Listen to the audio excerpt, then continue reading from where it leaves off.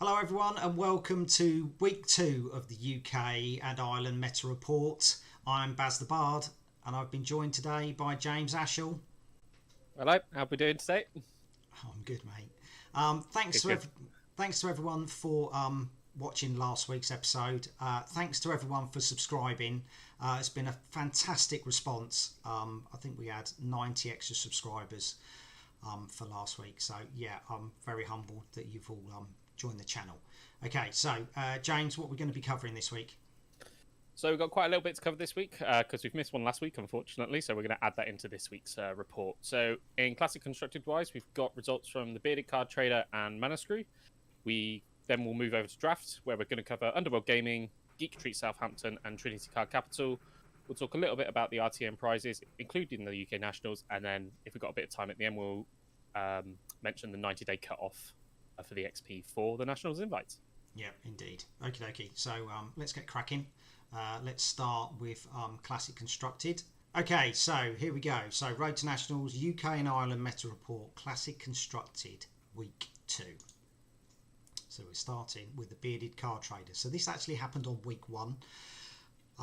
Yeah, it kind of like slipped the radar. Really sorry about this, John.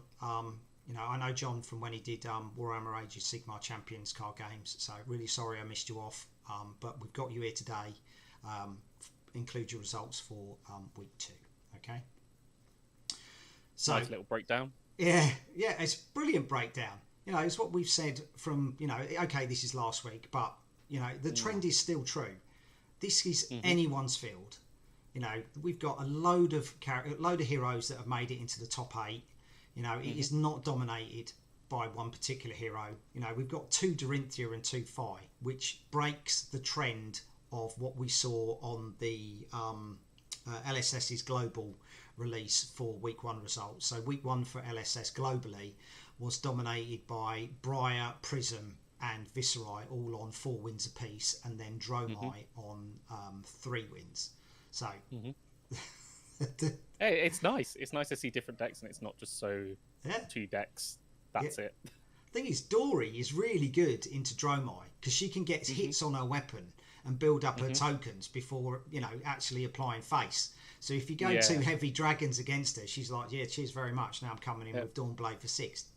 Thank you for all the free counters. Thank you very much. Yeah, indeed. I think that works best with Dawnblade Resplendent. But yeah, it's awesome bit of tech against Dromai. So hopefully we might see a few Dories coming through later on. So yeah, 2 Phi, 2 Dorinthia, 1 Dromai, a Katsu, a Rhinar and a Briar. So Rhinar's going to have a good game against Dromai. We don't know how many people actually took part in this event, and I haven't got the hero breakdown. But like I said, this kind of like went under the radar. So let's go into the top 4. So top 4, Dory's still there. Ooh. Yeah. So yeah, 2 Dory, 1 Dromai, and 1 Phi. Okay. So the players that made it through into the top 4: Tom Gould, Stuart Golightly, Alan Bainbridge, and Rob Catton. Congratulations, guys! Got yourselves a national invite. Indeed, well done. So the final was between Dorinthia and Dromai. Okay, so I would say, like, you know, Dory's probably favoured into this match simply because of the extra hits that she can get and pump her weapon up. Okay, but the winner was Tom Gould with Dromai. Okay, so well done, Tom. Well, congratulations. Yeah, fantastic win. Thank you to OLID on UK Discord for providing that information. So yeah, big props to you. Brilliant. He's actually provided quite a bit this week, so you're going to get mentioned again, mate. All right. Feeder of information. Yeah, indeed. So yeah, it was brilliant. I love seeing Dory do well. I absolutely love her doing well. Okay, so that was Bearded Card Trader. Okay, MANASCREW. So this is the one that was streamed with Tabletop 24. You had a really handsome presenter on that. It's Hamish at the end, wasn't it? Yeah, it was Hamish. He stepped in for some other dude who don't know what he's talking about. Oh, it was good. Well, obviously, I played there, so I didn't get to watch much of the casting or the streaming. We won't talk about my day. We'll talk about everyone else's. Yeah, well, that's all right. It's thing is, it's about having a laugh with the community in it and just joining in. Oh, yeah, it was a great day. It's always a great day there. Yeah. Sometimes you just don't get the rub of the green. You know what I mean? No, it's very true. Yeah. So we got 14 out of the 26 players. There was 14 different heroes represented. So a massive, diverse field here. Oh yeah, this was huge. Yeah, I was really surprised actually. Like, even when we get to the top 8, we're going to see how diverse it was. But yeah, I was really impressed. Like, how open it felt. Yeah, everyone was on something. You watched on deck, someone was playing something else, and the lists were never the same. There were different lists, and it was just great. It was really great to see that sort of, I can play anything and not have to fear that I'm going to be bad into any matchups. Yeah. Obviously, there's favoured and unfavoured, but you can pick and choose your heroes a little bit more without having to worry, I think. Yeah, the thing is, everybody in the room, when you look at sort of like the progress from last season, like everybody was a bit gloomy. You know what I mean? They're sort of like they're getting fed up with sort of like Starvos, they're getting fed up with Prisms, they're getting fed up with Chains, and it was just like, oh, I've got another match, and you just saw the exhaustion on people's faces. Yesterday, in the shop, you were looking around, flipping hot, for the UK. Yeah. But everybody had a smile upon their face. The community spirit was really good. Everyone was just, it was charged up, and it was a case of, if you know the hero well, you've got a bloody good choice, bloody good shot at doing well in this. Yes, we've got a higher amount of Prism, Viserai, Briar, Dromai. That was probably reflected on the global report that Legend Story Studios produced. People are going, okay, I'm going to pluck for these heroes. But this is so wide open at the minute, so wide open. Massive props to everyone who came. Mark at MANASCREW laid on a really good event. The amount of prizes he put on was just unreal. It's amazing. Yeah, so he contacted Dragon Shield. Dragon Shield gave him a load of stuff. Boxes, life pads. He was giving away blitz decks, booster packs, all on a roulette wheel. So it was a case of, right, next one, if your name comes up, you run to the table, grab your thing. And it was like a constant conveyor belt of players going up and cheering when they got called out. So yeah, it was fantastic. And then he gave away as a partition prize 5 packs of Uprising. So there was many a trading going on. Leading up into the top 8 matches. It was just brilliant. A massive community spirit. You can see all the games on Tabletop 24 on their YouTube channel. Alan's going to break it down into just the games, or you can watch the whole stream. It's about 9 hours. But we tried to do as much diverse heroes as possible while still trying to stay with the pack as they went through the 5 rounds. Yeah, it was good. You get to listen to me chinwag again on that as well, unless you just zip through to Hamish's bit where he's talking to Ollie. Right at the end. Yeah, where they kind of just have a bit of a bromance over Viserai. So, okay, so that is the hero breakdown. MANASCREW top 8. So this was insane. This breakdown, like, I couldn't believe the diversity in this. It's amazing, isn't it? Yeah, absolutely amazing. So we had George Roger was there. Simon Denning made it into the top 8. David Calf, Nathan Corbin. Nathan Corbin's relatively new. He did quite well in the draft up at Underworld Gaming. He made it into the top 8 there. So he is coming on leaps and bounds. Some really Jack Raven. He was on Icelander. Joe Stamper on Lexi. And then Bruno on Phi. It was brilliant. It was absolutely brilliant to watch. Let's go on to the top 4. So top 4, Viserai is showing that kind of like his power as the best rune blade. He's coming on strong. So we had Simon Denning on Viserai, Joe Stamper on Lexi, Oliver Wing on Viserai, and David Calf on Briar. So congrats, guys. Yeah. National invites all to you. Indeed, yeah. So stay on Viserai, everybody. Otherwise, you're going to lose Rosetta Thorn. Yeah, just play Hamish's list. Well, there's 2, isn't there? There's 2 lists. So Hamish's list, is very good. And then you've got Head and Dales as well, which is very obscure. Yeah. Very different. But the thing is, I was talking to Hamish about this, it comes from 2 different pools, doesn't it? Hamish's list does very well in the UK. how does it perform in, you know, Internationally, yeah. How does that perform in Australia? You know what I mean? Whereas Hayden's does very well where he is. How would that perform in the UK? But what we do need is somebody else whose name begins with H, and then we've got the triple H of Viserai players. So whoever's out there with a H name, you need to win on Viserai, and then do deck tech, and then everyone can choose. I'm not putting mine out. I did terrible at the weekend, so no chance. Just practice, mate. It's just practice. For sure. So top two for this: Simon Denning, Viserai, Joe Stamper on Lexi Ice deck. Joe Stamper's Ice Lexi is absolutely hideous. It is brutal. It is brilliant to play, to watch played. It is hideous to be on the receiving end of it. He came down to us, very kindly came down to us on the Armoury preceding this event. I played him in round 3. Oh my God, I just couldn't get, I was playing Dromai.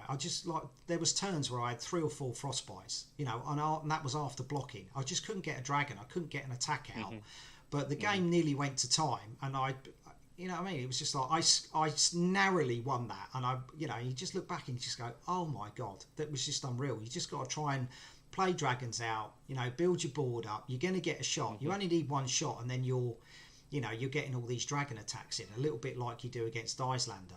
But what Joe does, he saves his endless arrows. So if you get loads of dragons out, he just endless arrows your big dragons away, and he's just like, they're gone. So he can tidy up the board where necessary. But generally you're getting between 1 and 4 frostbites a turn.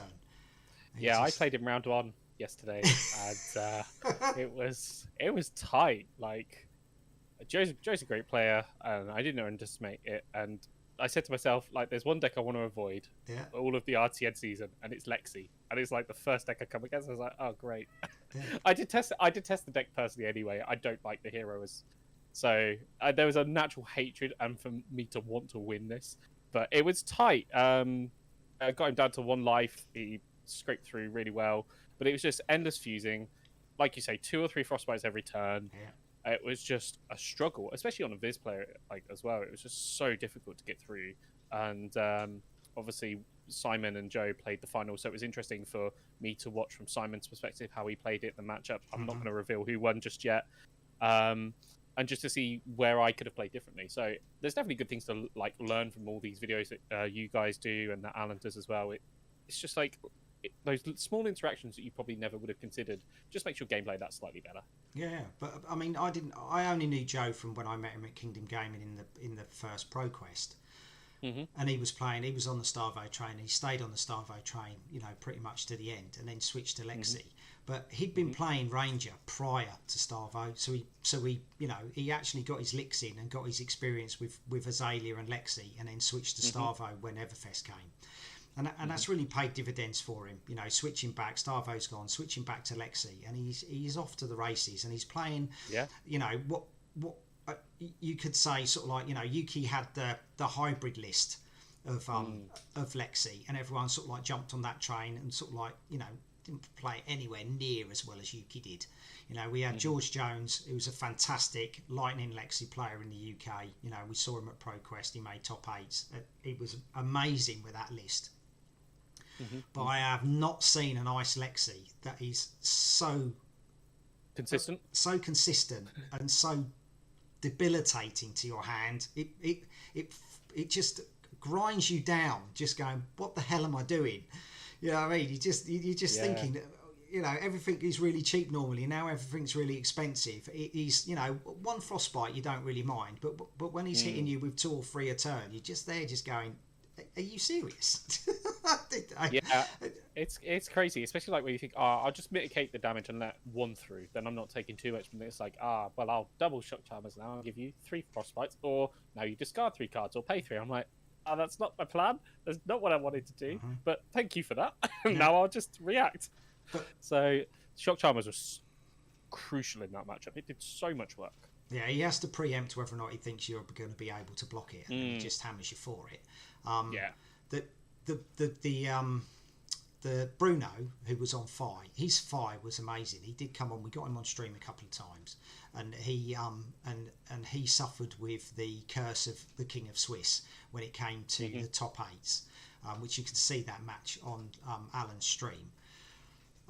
But his only loss in the Swiss was actually to Joe, you know, because Fi might have 0 cost cards, it might cost 1.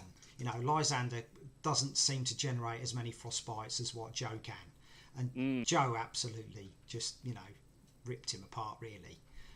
But yeah, it was a fantastic deck to watch. And yeah, I think another good honourable mention is Icelander. Obviously, we saw it in the top 8 there, but believe it went, was it 4-1 on the day as well? Yeah, he did. Jack did really well. He beat Simon. I think he beat Simon on the last game in Swiss as well. Oh, okay. But you could see that Jack was visibly mentally tired. You know, it was hot in that room, and you know, and he'd played Icelander a little bit. Upon speaking to him, you know, on the stream, he said that he found that basically people weren't used to playing against, you know, Icelander, which kind of helped, you know, to sort of like smooth over his fatigue. But it was definitely interesting to watch, and you know, it was good to get Jack on stream and showcase sort of like what Icelander can do. For sure. He didn't get hexes out, and he didn't get that insidious chill card out, which is just, oh god, I hate that card. Yeah, it was really nice to watch. You know, I faced it with Dramai. Dimitri had a Icelander deck, and it was just like attack with a dragon. There we go, frostbolt, smash it, you know, kill your dragon. You don't get any effects, and it was just like, seriously. So yeah, it should be nice. You know, it's nice to see people putting time into it. You know, outside a draft, and it definitely paid off for Jack on at MANASCREW anyway. But yeah, he lost in his top 8 match. Righty, so that is the classic constructed games. Oh, we got to do one. We've got to do one MANASCREW. One MANASCREW. Who won? Didn't say who won Simon won, didn't he? He did, yes. Yes, sorry, Simon. Oh, God, we're professional. I'm so professional. So, yes. I was like, we didn't announce the winner. Yeah, sorry, I got sidetracked. This is normally what happens. So, the final was Joe Stamper versus Simon Denning. You saw in the top 4 match, Joe versus Ollie. Oh, my God, that was really harsh on Ollie. And then we had Simon versus Joe in the final. Now, both of these players traditionally play out of Underworld games. So Dibs is going to be well proud of them for representing Underworld. But yeah, Simon, he got tempo in that game fairly early, and he didn't let it go. And he managed to hamper Joe a fair bit. The way Simon wins that match is really good. Check it out. It is a really good finish. There will be games coming from me. I recorded David Carr versus Nathan Corbin's top 8 match. That's Dromai versus Briar. That's a really good game and a really tight one. And I recorded David Carr versus Simon Denning's top 4 match. They played each other in Swiss, and then they played each other in the top 4. The end to that game is amazing. Like the last 2 to 3 turns, is pretty dramatic. I would urge you to watch that when that comes out. It's not out yet. Give me a couple of days, and that'll be out. But yeah, that Simon was using Viserai. He was using the same deck that Hamish used to win Kingdom Gaming the week before, which is obviously off of Hamish's deck tech that he had published by LSS. So if you're interested in Viserai, I would read Hamish's primer, watch Hamish's Viserai final on my channel, Baz the Bard. You'll find it. Kingdom Gaming's Road to Nationals final. Hamish has done a deck tech, which you can find the link in that video on my channel, or search out Push the Point on their YouTube and watch that. Viserai does seem to be the hottest ticket, especially in the UK. So yes, right. So let's see the map. Boom. There we go. Report. There we go. So the CC weather report. We have Viserai dominating the Midlands, and Dromai, the Queen of Dragons, she's decided to settle in the south and the north of the UK. Sure. Yeah, indeed, brilliant, absolutely brilliant. We shall see how this develops over the next few days or next few weeks, anyway. Yeah, I think we've got Derby coming up for the next CC event on Saturday. Yeah, Bash is next. I was looking forward to going to that, and I have my eldest daughter's birthday party to go to. Yeah, it's just like, it is what it is. July is not a great month for me, but so I'll be there if anybody obviously wants to say hello. I'll be there playing. Nathan Corbin's going to be there, so he made it into the top 8. So yeah, it should be good. Bash is always a good place to play. Matt Light should be there. Scott Jones should be there. So yeah, it's a very good venue for playing Flesh and Blood. It's just unfortunate they don't seem to do armories anymore, and I don't know why. Right, okay, so these are... Look, I've got some more info. Ooh, it's amazing, look at this. Yeah. This is fancy. Yeah, I put some more time in. Okay, so this is this is all of the UK qualifiers that made it through on Classic Constructed. Okay, so we can see week 1, the locations that it was played. Week 2. Okay, and we'll fill this up as we go. I would like to thank Seb from UK Discord for managing all these names. Yeah, that was crazy info he put out. I think it was early this morning or yesterday evening he put it out. Yeah, it was really good. I know Trip asked me if I had all the information, and I was just like, I've got a stream to do. You know what I mean? I didn't have time to look, and then when I came back, Seb had done this. So thank you so much for that, Seb. You're brilliant for the community for doing this. So yes, so what have we got? 16 places already confirmed for the UK Nationals. So that is the Classic Constructed. Let's just do that. And then we will tee up the draft. It's definitely going to be interesting to see if people sort of heavily favour more towards Viserai now. Like, it seems consistently posted in the top 8. Obviously, it's won twice in the Midlands. Jamai's won twice as well now. I know a lot of people still liking Prison. Like, there was 5 prisons at MANASCREW yesterday that was well represented, but they did all seem to be on the bottom tables after a couple of rounds as well. Yeah, we showed the standings after round 3, and there was three Prison pretty much in 20th or lower. So yeah, it was not. She didn't do very well at all. I don't know what the decks was like. I know I spoke to Darren. Darren didn't do very well, but he said he took a high risk. He was trying something new. Yeah. He tried something new to see if it would pay off, and the short answer was no. So the thing is, Darren should be at Bash because he's moved to Nottingham area now. So he'll take that Prism list and just chuck it in the bin.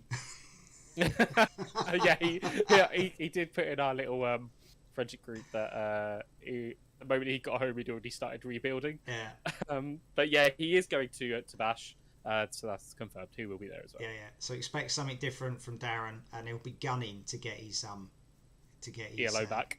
Yeah. But it's not just ELO.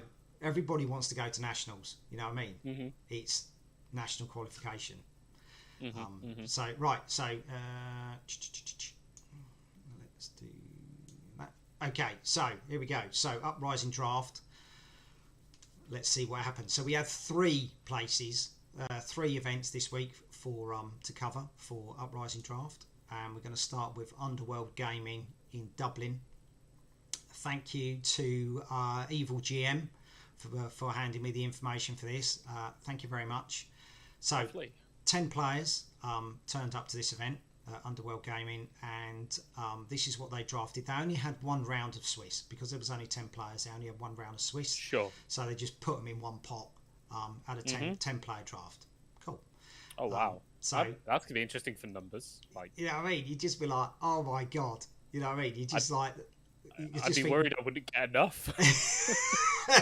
You're just like, all those extra packs, you just think, for me, I'm thinking, oh, how many dragons are we going to see? But, yeah. But we see, they must have had quite a lot because we've had 4 Dromai.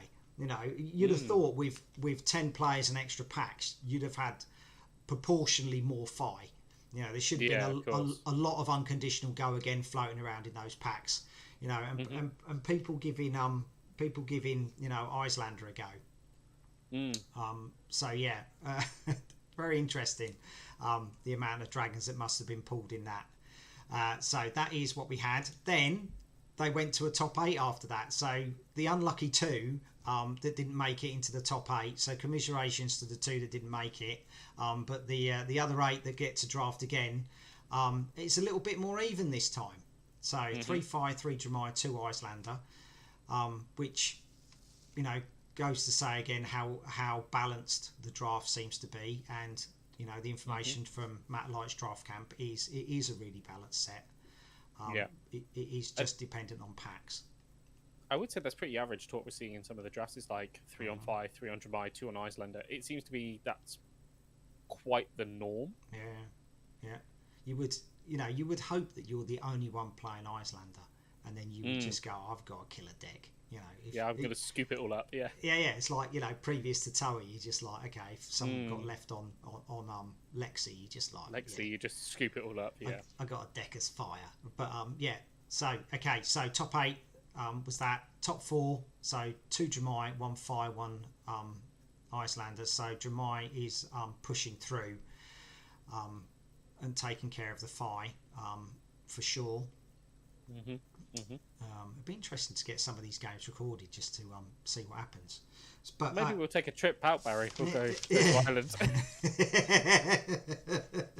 I have to swing that past my missus. I think I've got to try and swing that one too, but we'll give it a shot. So so this breakdown, we'll do the player breakdown. So Dylan Thompson, he was on Fire, so the only player on Fire there. Ian Holland was on Dromai. And he won the Classic Constructed the week before in Reroll Gaming. Okay. Oh, we said, well, he might go and do this one and win it again. Yeah, might get a double. We'll see. Okay. Yeah. Stephen McKeever was on Dromai, and Graham O'Brien or Brian. Sorry, mate, I'm not great with Irish names. Welsh names. Sorry. So O'Brien, I think it is. Graham O'Brien was on Icelander. The top 2, was Dylan Thompson and Ian Holland. Oh, okay. So these were the 2 same finalists that we had the week before on Reroll Games. Okay, amazing. So they were duking out again to see who would get the Icelander card. This time, Dylan won. Okay, so Kings to Dylan that time out of those 2. Now, apparently, talking to Evil GM, he said that basically the Irish meta is dominated by these 2 players. So it would be nice, sort of like, if they could come over, a hop, skip and a jump, sort of like Manchester, Liverpool way, or some of the Manchester, Liverpool crowd go over, like the likes of Liam Canning and sort of like the 0 to 60 guys, Liam Holden, George Jones, players like that to go over and, meet these guys because, Ian Holland and Dylan Thompson seem to be, the class acts for Ireland. Well done, guys. Congrats to the top 4 in the national invite. Must be quite nice to have this, rivalry. You would hope that it's friendly rivalry between them, and they're just like eye each other up each time and going, "Yeah, come on, then, which one's it going to be today?" It must be cool to have like someone that good as well. And I wonder if they're sort of like a testing, like I wouldn't say couple because that sounds weird, but if they test against each other, obviously to try out all the new stuff. Obviously, if these 2 guys are running it, they could just play together all the time. They could test together. And they seem quite local as well. Navan and Dublin doesn't seem that far away from each other, especially when you look at it on Google Maps. No, they're not too far. Yeah. Okay. So, Geek Retreat. Geek Retreat Southampton. 31 players went to this event. That's good turnout. That's the highest draft event we've had since UK Nationals. That's fantastic. Nice. That is really, really good. Just goes to show how many players we have down south. Probably the London Brigade went all down. Went down there. It's not too bad. 31 players. A fantastic turnout. Well done. I think it's a breath of fresh air as well. Like we were saying in the last episode, like draft is something new for a nationals, and it's something different. So I can understand like a lot of people wanting to experience it and try it out as well. Thing is, it's going to be so vital in nationals. You can everybody does sort of like classic constructed week in, week out. That's your bread and butter of testing. You go to your armories, that's the bread and butter of armories. You'll be quite comfortable with that deck. You have to nail draft. You know what I mean? You need to get into that top 24 to get into day 2. That's what you're aiming for. You go 0-3 in draft, you might as well just scoop and go home, because you ain't making it. Just pack up and get ready for sort of like days 2s. I think we had the call-in last time at UK Nationals. It's just like, I'm done. And it can be a good place. Maybe you've only got 1 or 2 wins in Classic Constructed, but you do well in the draft at Nationals, and that you will fly up the tables. Of course. Yeah. So I mean, that's what all these people are doing. Get to a draft and get that practice in. Big shout out to Zoe, the judge for the day. This was her first ever event judging, and she's judged the biggest draft since Nationals. So well done. Amazing. Well done. Amazing. Congratulations. Yeah, a good lot of experience for you to get. The information for this one came from George Roger, Trip and Zoe. So thank you for providing all the information for this one. So brilliant. Okie dokie. So I haven't got any of the pods through Swiss. There were two rounds of Swiss, and then into this top 8. So 2 Dramai, 2 Icelander, and 4 Phi. So you kind of feel like Phi's been forced. One player is kind of like forced. One player's done it. Yep. Yeah. Because you just like, normally you were kind of, we're getting the feel like we said, 3 Dramai, 3 Phi, 2 Icelander seems to be like the average. Seems to be how the pods go. So you kind of feel like that Phi's been forced. But we have seen in the past that even on a 4-5 pod, God blimey, say that 5 times fast. 4-5 pod. I'm going to get the cat walk in front of the camera in a minute. So, they've still managed to get that win out. That's how strong Phi is at the minute in draft. Okay, so top two was Dan Tripp on Phi and Alexander Chitu on Icelander. So that Icelander deck must have been good. Must have been putting some practice in. Big shout out there to Alexander. People need to talk to you to find out how to draft it and how to play it. I know that Matt Light did well with Icelander at Underworld Gaming the week before, but people need to start talking about how to draft her and how to play her. That needs to come through. So deck techs would be nice for everybody, get everybody up to speed. Or are they keeping their cards close to their chest, so when it comes to Nationals they can be the only one drafted her and get those wins? No secrets revealed. Yeah.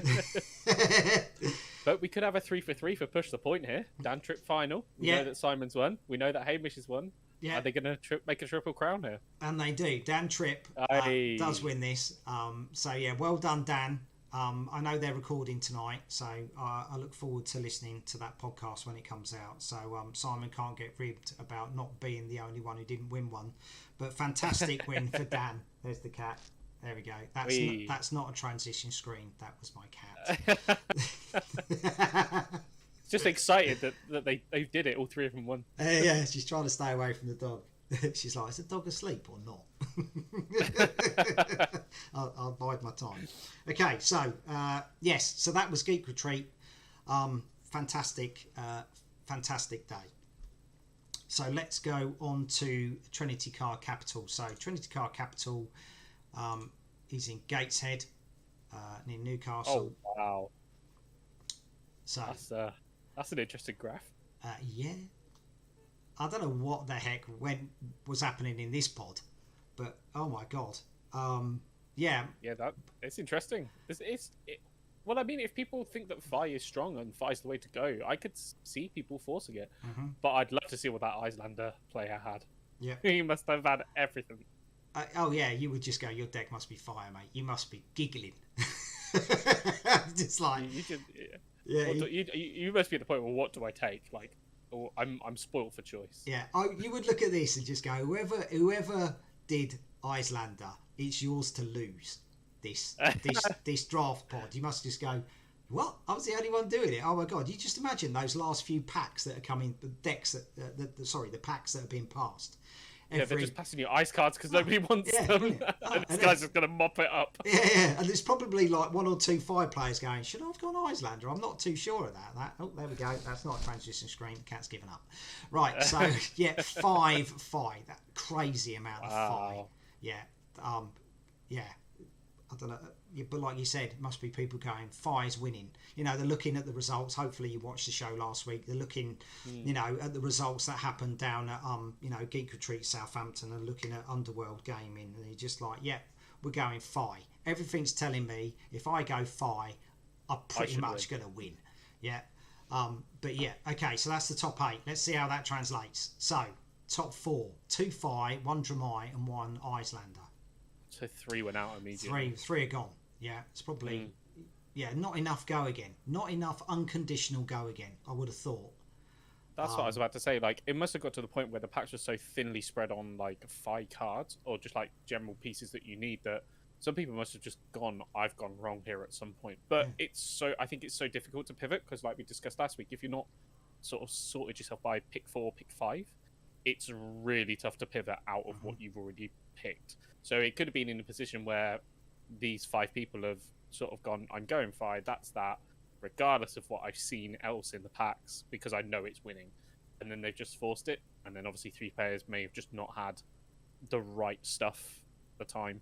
Yeah, totally. You're just like, not enough reds. Not enough reds. Not enough 0 cost reds. It's just like, you really struggle. But yeah, right, okay, so the top two, Sharif Shaban, Shingo, Mr. Dorinthia, as I like to call him. Yeah. He was on Dromai.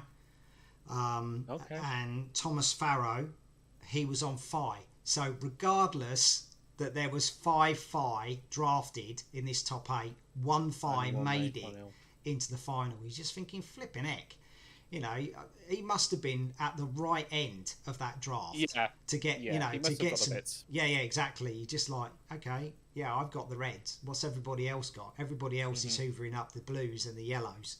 But I would imagine he's probably got like maybe an Icelander and a Dramai on either side of him, and probably the 5s were placed elsewhere on the table. Yeah.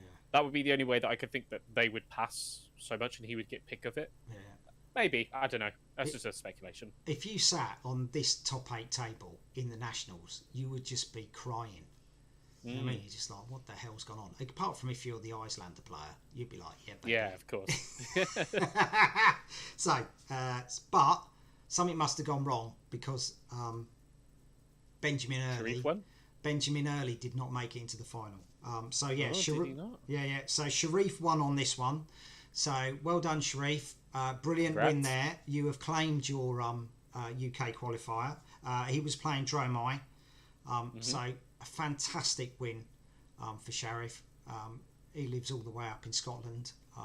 He'd have trekked for that. Yeah. Whenever I talk to him, I think he lives sort of like, you know, London way. But, you know, when you find out he lives in Scotland, you're just like, yeah. But yeah, he's still doing really, really well up there. You know, you would hope he's got a good crowd around him. You know, to keep him going, or he's basically playing in loads of online stuff, to keep his skills up. But however he's doing it, it is paying off. I can't wait to meet you again at the Nationals, mate. So information for this one came from Sharif himself, Tom Farrow, Olid, and John from Trinity Card Capital. So that's the wrap up for that one. So let's see how the UK meta. Well, it's fiery. Yeah, it does. Yeah, it's today's current weather, isn't it? Hot with a sprinkling of burning. Indeed. I spent half an hour with the kids in the pool. It's just like, oh my god, this is ridiculous. So yes, get us on BBC One, mate. Here's your weather report. It's sun with a lot of fire. It's scorchio. So at the minute, if you're living in Liverpool or southern of Liverpool, there is a rebellion going on. There is fire everywhere. But north of Liverpool, this is where sort of like Dramai is dominating, and she is going, I'm holding court and I'm on the Emperor's side. But at the minute, the rebellion is spreading. You know, will it be halted? You know, will it go any further north?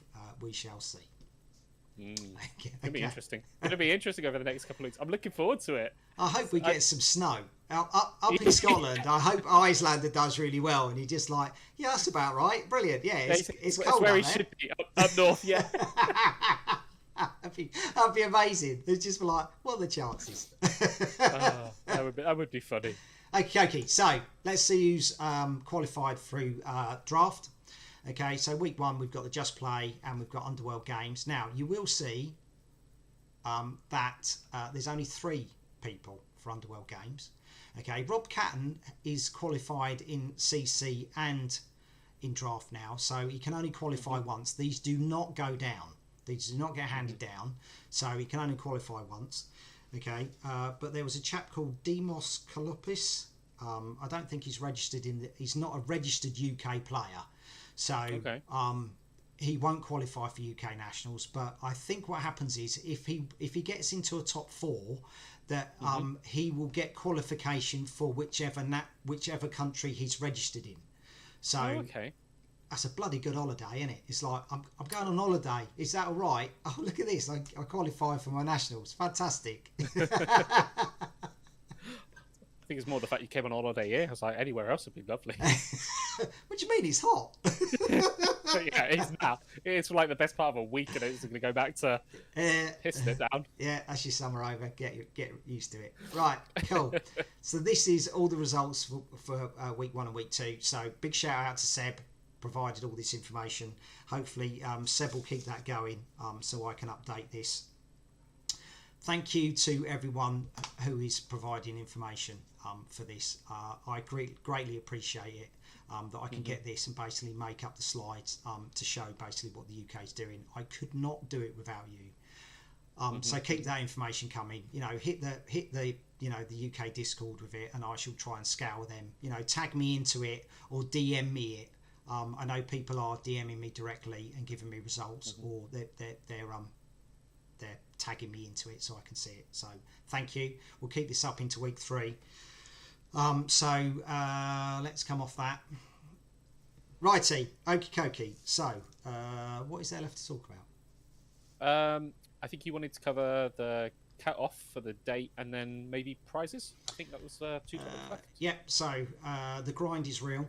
Let's get so last year's nationals. The grind was intense. The 90-day XP cut-off was absolutely crazy. Okay, we were coming out of lockdown. There was loads of online events going on across the country. Globally, people were doing this. I got knocked out. I was like 26 in the country. I thought I was flying. It was like 2 weeks to go. I was just like, yeah, I'm in. I'm good. 2 weeks later, I was 108th, so I was out. Wow.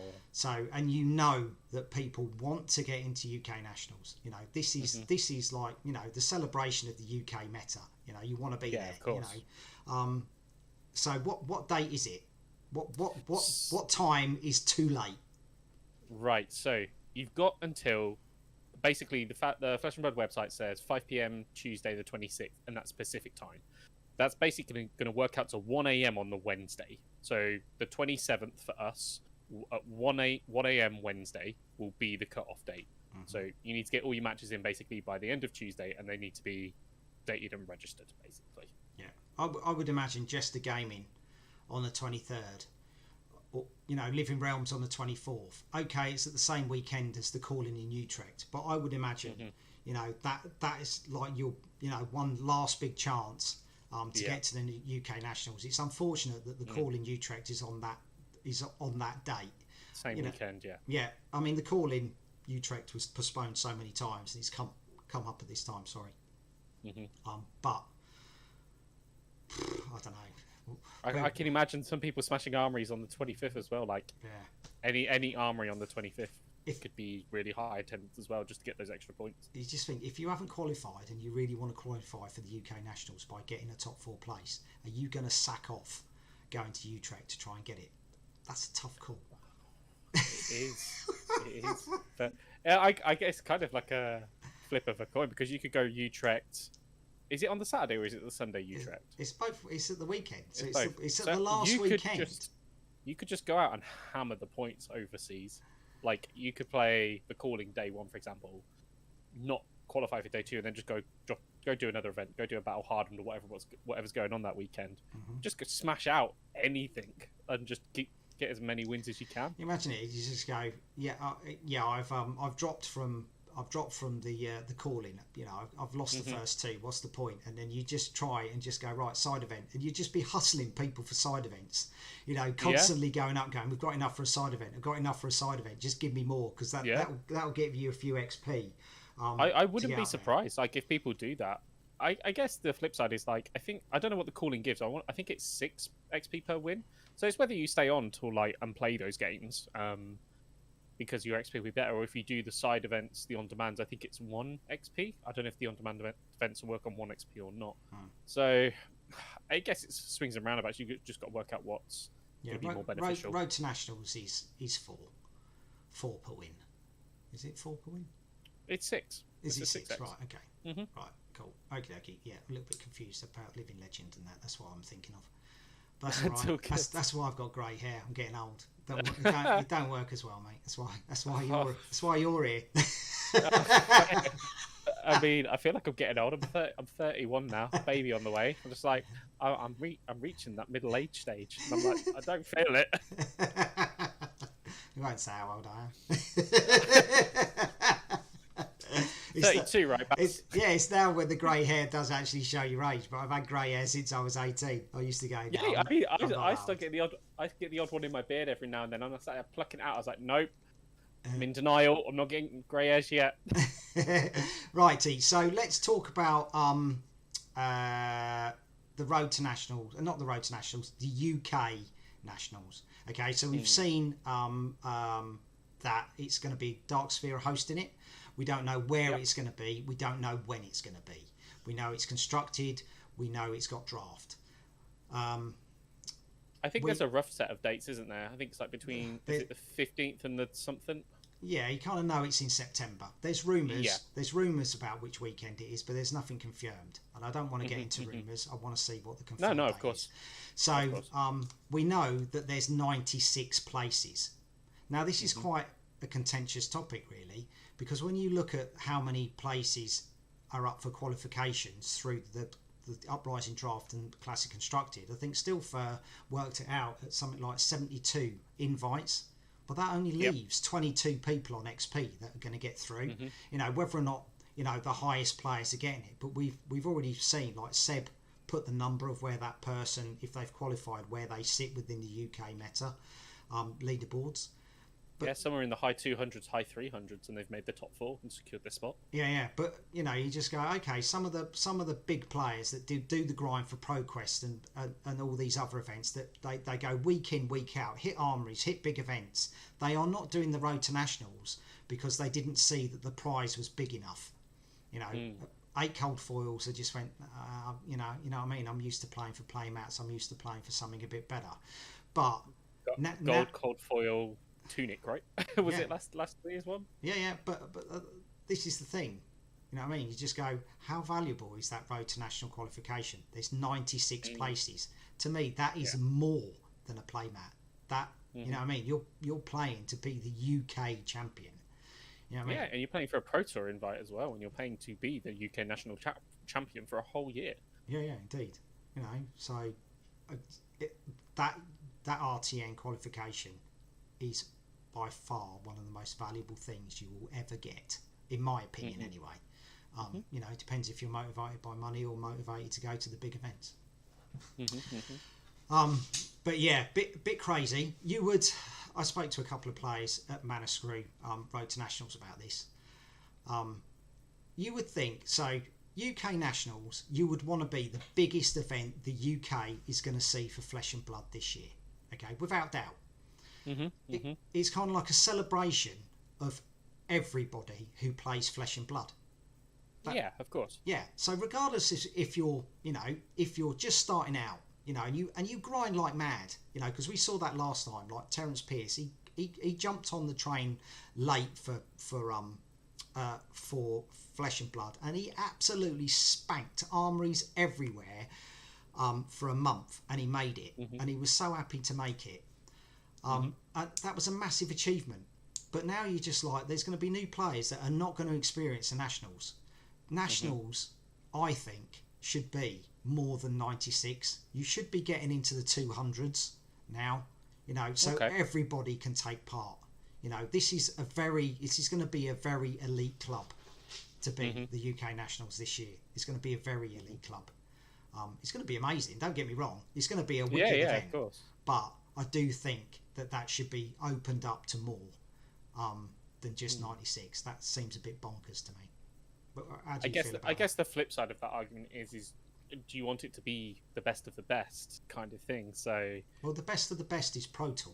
The best of the best is World Championship. You know what I mean? That's the best of the best. Yeah, of course. We want the best of the UK. We want to celebrate what the UK can do. You know, how far we've come on from last year. You know what I mean? And I think we've come on leaps and bounds. You know, there are some fantastic players we've got now. Yeah, I definitely think we could use a big cooling, like, over here. Like, Battle Harden was great, like, that weekend up in Leeds with the skirmish on the Saturday and then the big Battle Harden on the Sunday. That was amazing. That was great how many people turned out. That was a real celebration then as well. Yeah, like you said, I think we've come on even further than that now. And I think a UK calling would obviously pull people from Europe, but it would obviously inspire everybody in the UK to go as well. Yeah, totally. Righty, so week 2 all done and dusted. We shall see how week 3 develops. We shall see how globally week 2 has shaped this new Uprising meta when LSS released their global stats. Practice. Any predictions? Well, it will still be the Viserai will win the most. I think Viserai is just kick ass. You know, he's done really good. You know, Skeletor has not stopped him. You know, Skeletor allowed him to have a big turn, you know, especially in Blitz. But he's doing really good. But doesn't mean we've seen Joe absolutely destroy the field with that Ice Lexi deck. If you put time into a hero, you will do well, without a doubt. This is the best meta we have ever had for Flesh and Blood.